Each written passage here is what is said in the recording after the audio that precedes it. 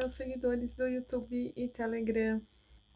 Bem, gente, hoje eu vou fazer aqui com vocês um vídeo falando sobre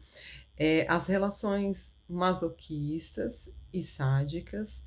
e aí descobrir se nós, né, com os nossos traços, damos lugar a esse tipo de gozo. E por que que eu quis usar esse lugar num tipo de gozo? Porque vocês já vão entender que existe sim um processo,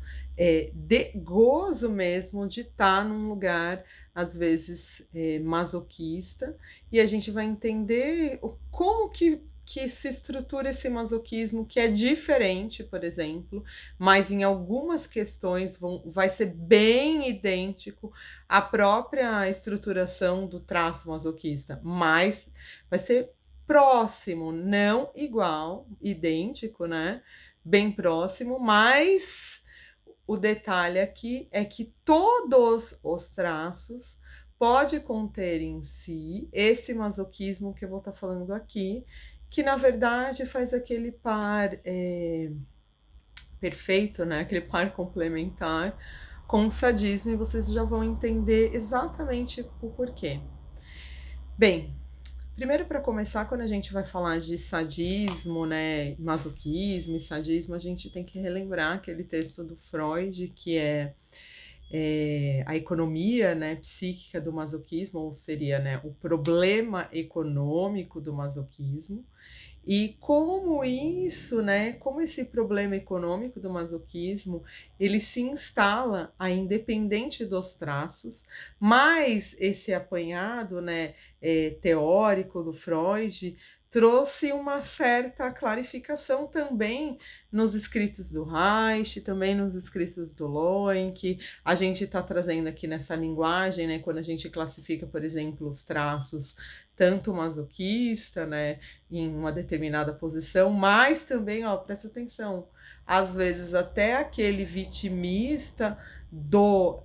psicopata, quando ele está na dor do traço dele, que ele vai para o vitimismo, também pode cair nessa malha fina de explicação. Se a gente parar para refletir, a gente vai acabar chegando em alguns consensos e vai ter, sim, essa união conceitual fazendo sentido tanto aos traços quanto à significação mesmo dessa posição que a gente se coloca, esse lugar, né, que muitas pessoas às vezes se coloca nessa posição mesmo de gozo, né? E por que gozo? Porque existe sim um prazer, vamos colocar assim, no desprazer nesse caso, que nem uma vez eu falei no vídeo, né? Tem pessoas que têm prazer no desprazer, e a gente está falando aqui desse prazer no desprazer que tem um gozo, sim, que às vezes até primário, não é nem secundário. No caso, como por exemplo, às vezes quando você está no processo de vitimismo, você tem um ganho secundário, que não é aquele ganho total que você teria caso você estivesse nos seus recursos ali, vamos colocar assim, numa psicopatia no recurso, você gozaria de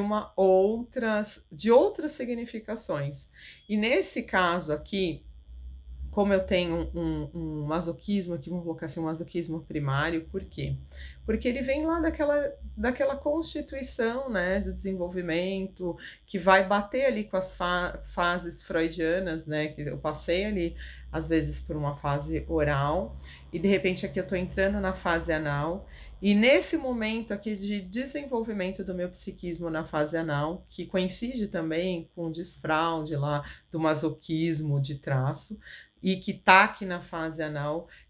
experimentando, né, os controles esfincterianos, que é uma fase que a gente sabe do desenvolvimento infantil, que todas as fases ela tem ali seus prazeres, né, e o seu autoconhecimento sobre aquilo. É lógico, não de uma maneira consciente, né, fazendo conexão com o que significa aquilo ou não, mas é uma fase que se passa e a gente, adulto, observando o desenvolvimento da criança, a gente vê isso nitidamente.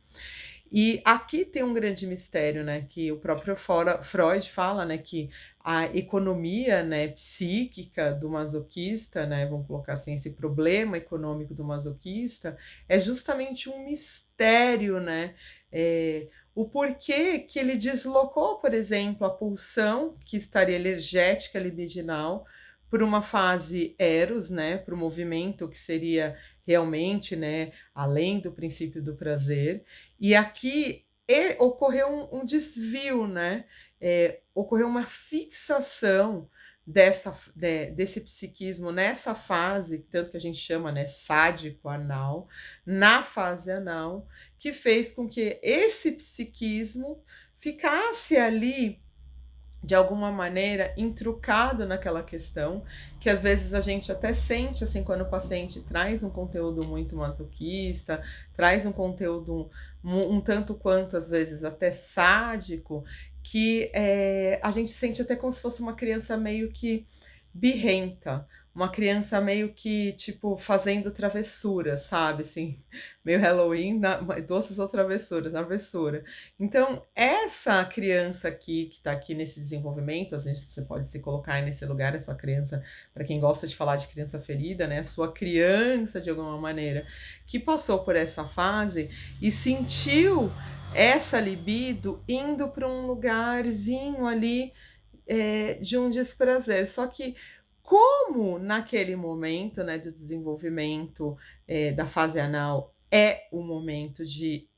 conhecimento do corpo da criança sobre os próprios controles, né, que ele começa a perceber que tem um sistema lá simpático, parasimpático, e que ele consegue controlar esfíncter, soltar esfíncter, e ele está sendo educado, né, no processo de desfraude, ele começa a perceber que aquilo é uma produção interna dele, que o cozinho é uma produção, que ele consegue controlar, que é o que ele está fazendo. Se ele sentir que essa fase passou normal, ninguém deu tanta importância, mas foi só orientando, foi só explicando que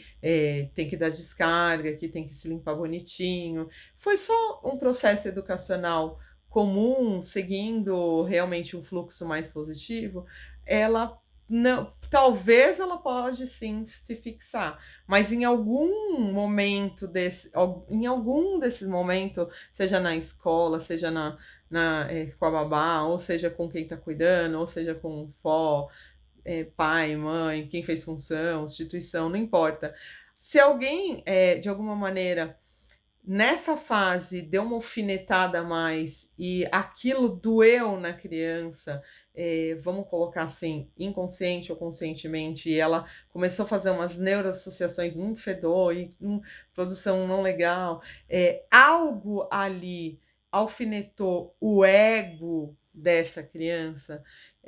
em desenvolvimento. A gente tem aqui o mistério que o Freud falava assim, é um mistério. Tem aqui esse mistério aqui de alguma maneira sendo desvendado, né? Que a gente fala quando a gente faz uma conexão com o traço, que é nesse momento que essa alfinetadinha pode fazer toda a diferença nesse psiquismo que às vezes vai buscar um prazer no desprazer, porque naquele momento que a pulsão libidinal estava sinalizando eros, sinta, vá, flua,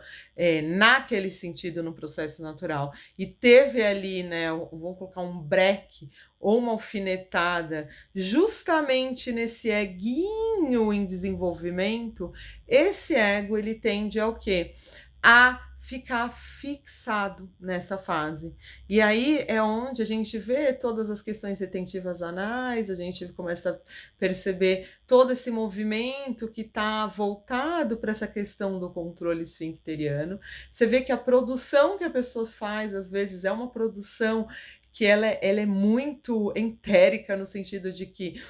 tem que sair perfeito, tem que sair no controle. Ai, que se eu não tiver esse controle, quer dizer que algo pode ruir, né? Algo pode ir para um lado que eu vou ter que lidar com esse desprazer. Só que aqui no masoquismo, o objeto que a gente vê aqui de fora, por exemplo, quando você não tem um masoquismo muito grande, ou você tem pouco masoquismo no seu traço, você tem outros traços, por exemplo, se um traço de rigidez, um traço de psicopatia junto com um traço de oralidade, você vai ver a coisa mais um ângulo de uma perfeição, um ângulo mais de um domínio, de querer dominar uma situação e ao mesmo tempo ter um emocional ali fazendo aquela ponte de equilíbrio, né? Vamos colocar assim, emocional, para qualquer questão que está fora disso. E quando você percebe que a pessoa tem uma estrutura mais masoquista, você já sabe que ela tem um par sádico em si. Porque assim, o Freud até ele mesmo colocou exatamente isso, que todo masoquista em si é um sádico do seu próprio ego. É um sádico porque, assim, ele tá, na verdade, aceitando e entendendo que o opressor, que seria o sádico,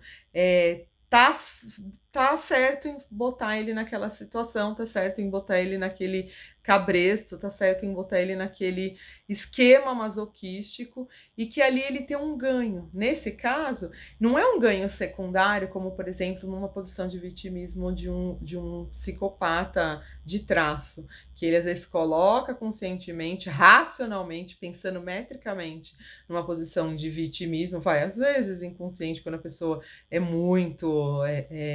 fora assim de si, no sentido de não conhecer a sua própria consciência mais voltada para aquilo que você deseja, mais voltada para aquilo que você quer, mais voltada para os seus objetivos mais concretos, né? Quando a pessoa não sabe nem quem ela é e ela vai agindo, né? Você vê só que a pessoa vai agindo de uma maneira, às vezes, um tanto quanto vitimista, às vezes um tanto quanto ele tentando manter um controle, indo para uma certa manipulação, que é diferente, por exemplo, mas pode se casar no sentido do sádico, entendeu? Quando você, por exemplo, tem uma pessoa que ela é muito manipuladora, você pode confundir aqui com um sádico, ele pode realmente ter um sadismo nessa manipulação, ele pode realmente ter um narcisismo desestruturado nessa relação, porque assim, o masoquismo em si, ele tem sim ele tem um patológico ali com o seu próprio narcisismo, no sentido de não ser narcisista, como no caso assim do narcisista que pode ser um sádico, impondo as suas questões, entendeu? Porque ele tem ali um sadismo muito vigente, que ele não deixou, por exemplo, apesar que todo sádico ele tem um pouco de masoquismo em si, porque ele no final tá atacando os objetos externos, que é uma maneira que ele achou para lidar com a própria sexualidade. Então, no fundo, o interno dele nesse sentido, para tratar essas questões de ordem mais sexual, ficou entrucado nessa questão, entendeu? Que é bem na questão dessa fase anal, né, que a gente chama sádico anal, dessa fase anal em que alguns objetos, né, tiveram que ser desconstruído para fora, que ele usa o sadismo para machucar o outro, para infringir dor no outro, e o gozo dele tá nisso, que a gente pode até pensar numa estrutura mais da psicopatia mesmo forense, né? Quando a pessoa tem um sadismo muito vigente que pode realmente entrar numa coisa realmente psicopata mesmo. E aí você pensa assim num narcisismo desestruturado, num narcisismo patológico nesse sentido. Mas o masoquismo também não deixa de ser uma desestrutura, assim, que ele acabou de sair de um narcisismo, né, ali de constituição, lá está saindo da fase oral, foi para a fase anal, e se fixou numa parte da fase anal onde ele não conseguiu, de alguma maneira, dar conta de um Eros. Então está muito mais numa posição mais tanática dessa pulsão, que volta contra o próprio ego do sujeito, né? Num ataque. Então, quando a gente pensa, que a gente fala assim, todo sádico tem que ter um masoquista, e todo masoquista tem um sádico. Na verdade, o casal complementar. E, na verdade, esse complementar está dentro de cada estrutura, tanto do sádico quanto do masoquista. Porque no masoquista, ele tem uma estrutura sádica, olha só, que vai contra o próprio ego, numa autopunição. E essa autopunição de si, que seria uma coisa que, se você parar para pensar, é como se fosse um superego capeta, assim, um superego do mal, que é como se ele fosse o grande opressor, né? Um chibata é o que dá a chibatada no ego, e esse ego acata como se ele fosse um escravo dele mesmo dentro dele, entendeu? Então, assim, quando você pensa num masoquista de estrutura psíquica, não de traço, tá? Porque o traço ele só compõe partes e mostra aquele formato daquela pessoa que passou por aquela tensão na fase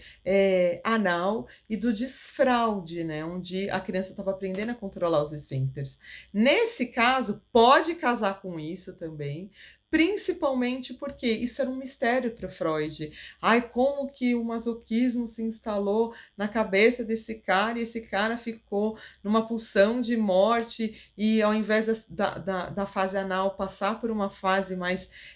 normal, flow, leve, entendeu? Como todo mundo passa pela oral, depois vai aprendendo a fazer cocôzinho no pinico e vai tendo festinha, isso vai simbolizando positivamente, e essa pessoa passa por essa fase, mesmo que ela podia ter uma estrutura que cairia, né, vamos colocar assim, pela própria melinização no masoquismo, mesmo às vezes ela tendo masoquismo no traço e que lhe comporta ali toda aquela questão de ser uma pessoa muito forte no sentido de aguentar muita pressão psicológica, aguentar muito estresse, aguentar muitas questões, ainda assim essa pessoa explode em um determinado momento quando o traço, mesmo que é masoquista, ele chega no seu estopim. Nesse caso, porque o objeto dele, da libido, não está direcionado. Olha só, isso aqui é uma coisa super importante. O objeto dele, objeto mesmo, que seria da libido, o foco da libido, a catexia dessa libido, não está direcionada, por exemplo, para uma pulsão de morte. Ela está realmente rechaçada no sentido de que ela foi tão. Não rechaçada, não é nem rechaçada, ela está tão calejada no sentido de que o sujeito ele passou por tanta pressão psicológica e tanta chibatada no processo educacional para controlar esses esfíncteres, que às vezes pode até gerar nesse sujeitinho uma encoprese, às vezes, de tanto, às vezes, bullying, às vezes bronca, às vezes tá ali sinalizando, pode gerar até uma patologia ali para a criança, que é aquelas crianças que não conseguem segurar o esfíncter, ou aliás, elas seguram tanto o esfíncter num processo de controle e dependendo da dieta que ela tem aqueles escapes que o próprio sistema nervoso já relaxou, tanto simpático para parasimpático, o próprio esfíncter soltando, às vezes, aqui, um pouco das fezes da ampola retal. E aí a criança começa a passar por vários agravos de bullying, porque ela fede, ela faz, às vezes na escola, faz em lugares inadequados, às vezes tem os escapes que depois ela já está tão acostumada com o cheiro e com o agravo, que ela passa por vários bullies e pode se estruturar assim no masoquismo, e esse masoquismo vai se perpetuar ali no psiquismo de uma pessoa que está bem assim tensa no sentido de tensão muscular e tensão corporal inteiro, que a pessoa começa, o psiquismo está sempre funcionando ali naquele autocontrole, que é diferente, por exemplo, desse, voltando aqui para a questão do objeto, quando eu tenho outros traços, por exemplo, um rígido com psicopata, oral e esquizoide, por exemplo, os 4 muito forte, quase que se equilibrando, 25 para cada um, quase todos se equilibrando em cada desses traços. Eu não tenho masoquismo, tirei aqui o masoquismo, e o cara tem toda uma estrutura de aguentar injúrias, de estar sempre num relacionamento abusivo, de estar sempre reclamando do companheiro, da companheira que abusou. Tem repetitivos relacionamentos, não importa se são relacionamentos amorosos, às vezes relacionamentos multiprofissionais, relacionamentos sociais, relacionamento familiar, e você vê que o discurso do sujeito está sempre voltado para um processo onde ele está ali numa posição de... Você pensa que é um vitimista, olha só o perigo, né, nas questões diagnósticas, né? Você pensa que é um vitimista, mas aí vale, olha como que é interessante saber os traços e a análise anatômico corporal, que quando você olha, você já sabe que a pessoa está trazendo aquilo de conteúdo referente ao traço. E quando você olha, por exemplo, uma pessoa que ela não tem nada de masoquismo, mas o discurso dela está totalmente voltado, e nem nada de, vamos colocar aqui, nada de masoquismo e nem de psicopatia. Tem um discurso voltado aqui para um vitimismo, e eu tenho um discurso aqui voltado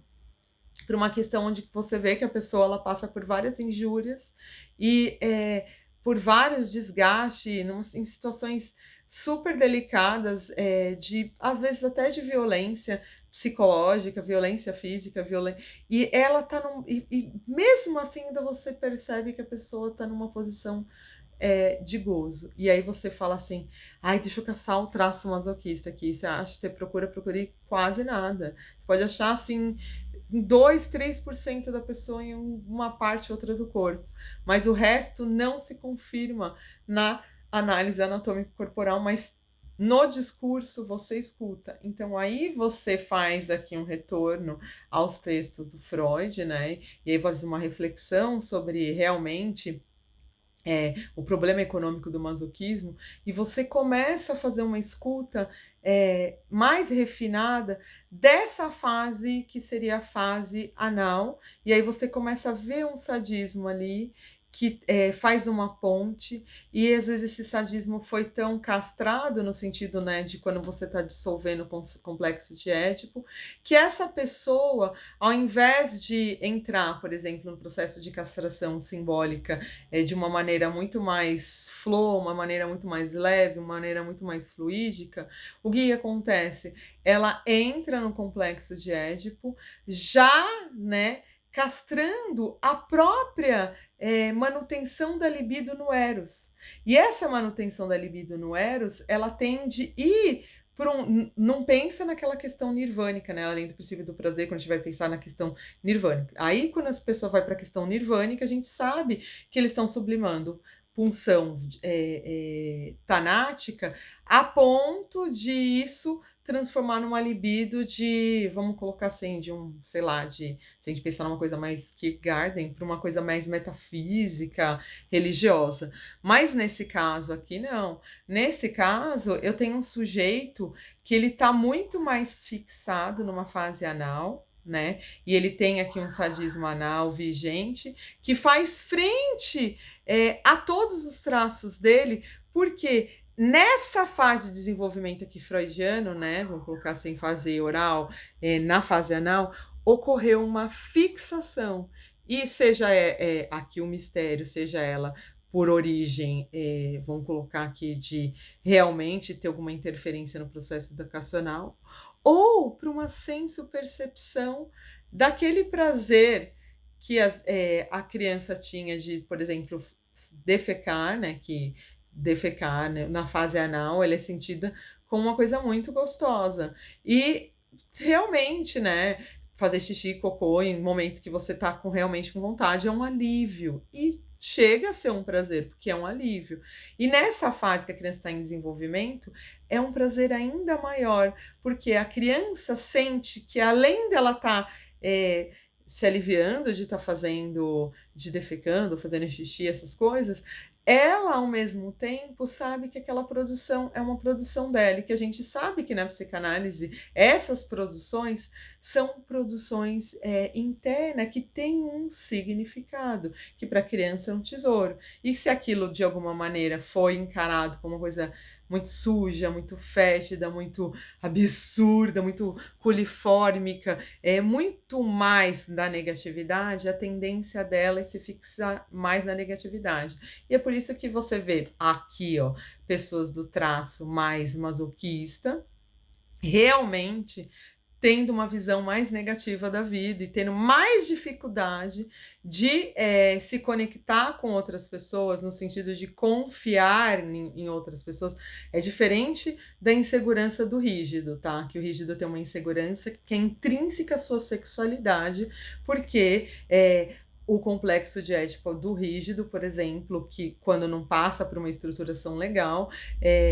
ou por uma fase mais, vamos colocar, mais realmente natural, mais leve, ele tende a criar uma insegurança em relação à sua própria sexualidade e vai tendo aqueles processos de comparação, porque ele era o elo fraco de um triângulo, onde a pulsão libidinal que lhe era ofertada era sempre colocada como uma coisa mais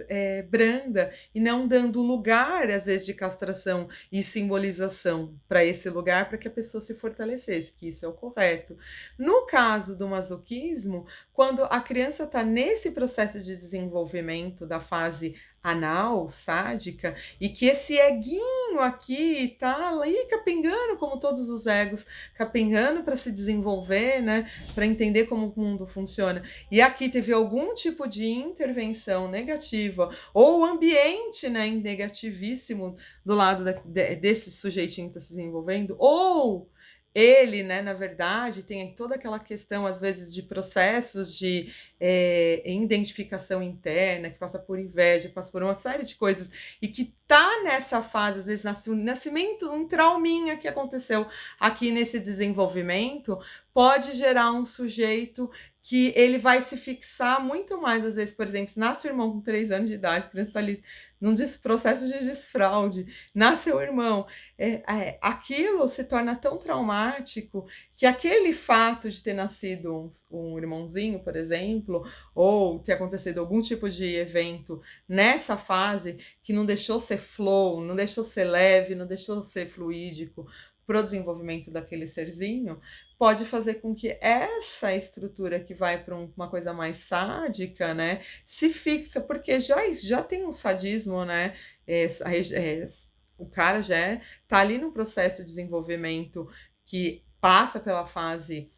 anal e que às vezes tem umas maldadezinhas, a gente chama isso que as crianças são polimorfo perversas, que é diferente do sadismo e que também é diferente, por exemplo, da psicopatia, dos psicopatas, dos narcisistas, mas às vezes tudo isso se entorna o caldo numa única pessoa. Às vezes você pode ter sim um sujeito que ele passou por uma fase ali do desenvolvimento da fase anal, onde ele teve um evento ali traumático ou qualquer coisa que marcou esse psiquismo nessa fase, e ele já tem por exemplo, um ego que está ali martelando junto com esse superego essa posição, e tem um narcisismo fraco, e ele tem aqui algumas outras questões que faz frente aos traços dele, por exemplo, às vezes tem uma psicopata alto, tem às vezes até um masoquista alto, e tudo isso se mistura com a mesma pessoa. Isso é uma receita, por exemplo, que é o mistério, né, freudiano, né? Ai, qual que é o mistério do masoquismo e do sadismo? Pode fazer frente a todas essas questões e fazer com que o sujeito, às vezes, você vê assim, a pessoa reclamando, às vezes, de uma violência,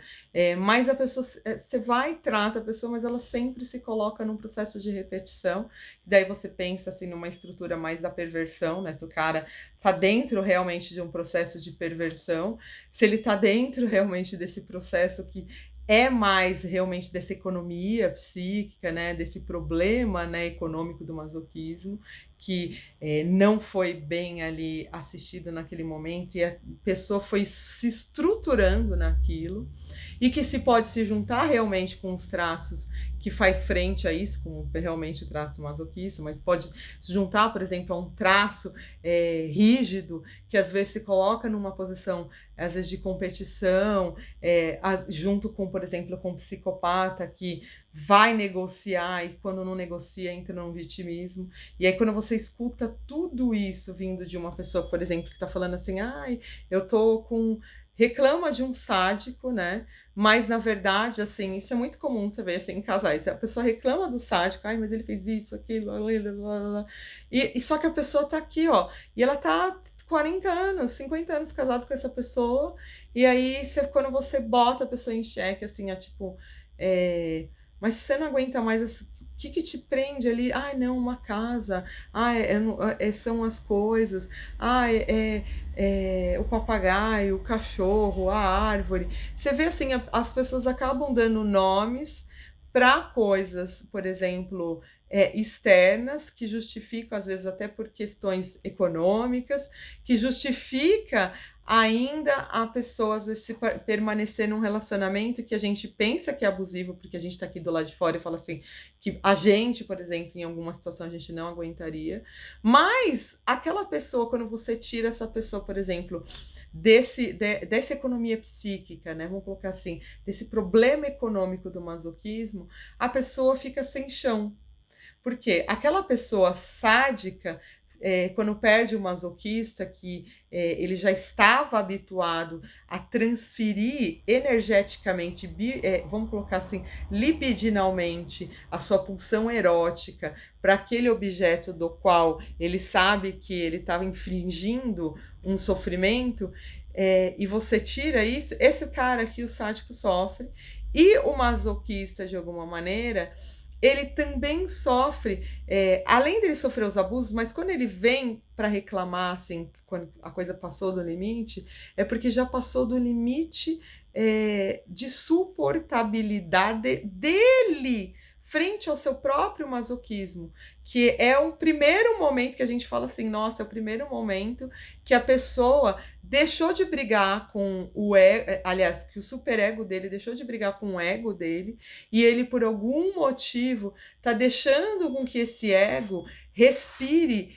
no Eros em algum momento. Mas aí a pessoa repete, ela volta, ela fica um tempo,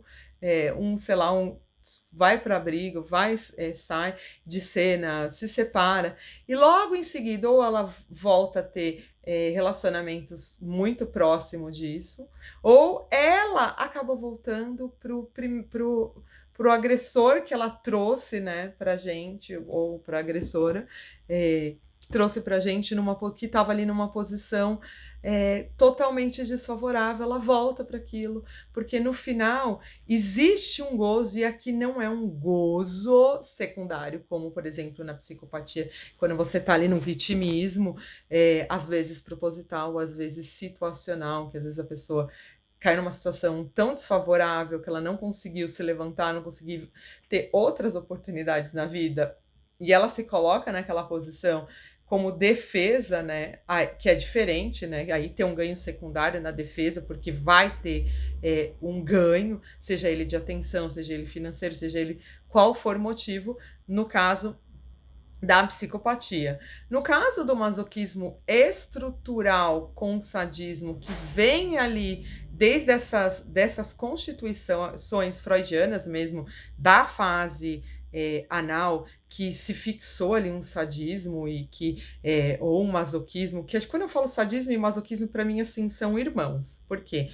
um complementa o outro. O verdadeiro masoquista é um grande sádico de si mesmo, é o sádico do seu próprio ego, o seu superego, é o seu capeta, que vai lá e faz com que o seu ego fique refém desse capeta, e esse capeta aqui, que é o superego, fica fazendo frente tipo, vai, chicoteia, vai, bate que eu gosto mais. E isso fica dentro desse mecanismo que vai se sustentando e que de repente entra aqui o que é mais sádico do que masoquista. Mas o mesmo que o sádico em si, ele também tem um masoquismozinho ali, porque ele também não goza totalmente dentro da própria pulsão, que seria uma pulsão mais de vida, Eros. Ele também goza numa pulsão que é muito mais tanática, que é a pulsão de morte, mesmo que é um processo inconsciente, que é um processo de desenvolvimento que se fixou ali. E ele não consegue, de alguma maneira, gozar numa coisa muito mais saudável, entendeu? Uma coisa que seria muito mais realmente fluídica, numa coisa muito mais leve, uma coisa muito mais hedonística. E nesse caso aqui, o próprio hedonismo, dependendo de como ele for realmente posicionado, pensado, e não é só um hedonismo do sentido sexual, né? Um hedonismo no sentido assim, promoção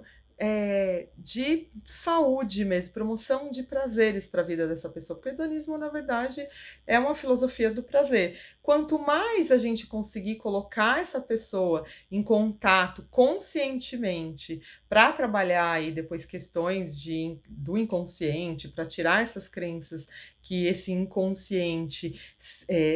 se fixou nessas posições mais tanática, aqui sim vale todo esse processo, massagem tântrica, fazer todas essas terapias que realmente mexe com com um certo positivismo dessa pessoa, colocar as pessoas numa situações mais de prazer, uma situação onde ela sai um pouco do foco do estresse, que ela já está acostumada e que de alguma maneira, quando você tira um pouco do estresse das pessoas mais sádicas, masoquistas, elas meio que perdem a razão de ser. E é nisso que a gente tem que trabalhar para fazer com que essa pessoa, tudo bem, não perca suas significações que constitui ela, que ela vê o mundo a partir desse viés, mas que de alguma maneira a gente tire esse peso, né? Tire essa nuvem que às vezes ela só se permitiu ter isso ao invés, por exemplo, só se permitiu ser da família Adams e não consegue ver assim que às vezes a família do lado, mesmo que ela pode achar que é esquisitona, que é meio, sei lá, meio família Doriana, às vezes tem alguma coisa que pode ensinar. E vice-versa, às vezes o lado mais negativo, o lado mais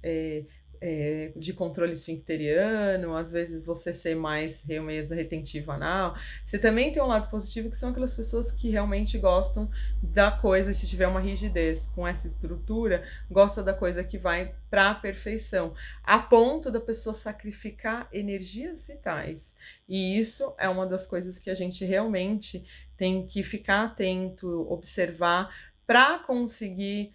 no processo terapêutico, conseguir tirar o cara um pouco disso, né? Dar uma relaxada nesse esfíncter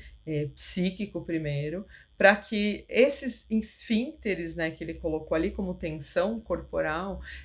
de alguma maneira seja equilibrado, para a pessoa conseguir viver uma vida um pouquinho mais leve e menos tensa, que é a mesma dica que eu dou, por exemplo, para quem tem um traço de caráter masoquista forte, mas aqui vale ressaltar, qualquer um dos traços pode ter essa estruturação,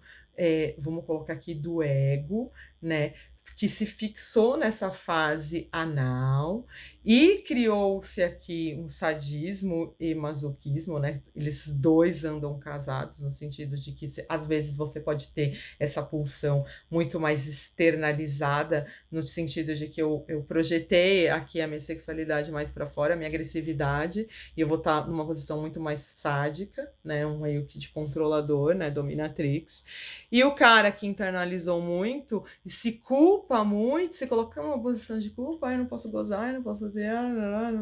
e aí, de repente, ele tá ali, ai, não posso cagar aqui, eu não posso fazer isso, da posição que realmente estava ali naquela fase anal, e que estava ali no controle, às vezes também esse controle muito intenso, né, que a gente fala que as pessoas retentivas, às vezes tanto pode desenvolver algumas psicopatologias, quanto pode estar desenvolvendo essa estruturação mais masoquista, mais sádica, e que no final tem um gozo nessa posição, porque a pessoa aprendeu a viver e tirar proveito disso, mas que no fundo você vê que é uma briga do ego com o superego nessa posição, nesse lugar de gozo, que acabou ficando muito mais para um gozo mais tanático do que para um gozo muito mais erotológico, mais eros, mais vida, mais realmente do princípio do prazer. Bem, é o que eu tenho para vocês hoje, gente. Espero ter sido clara.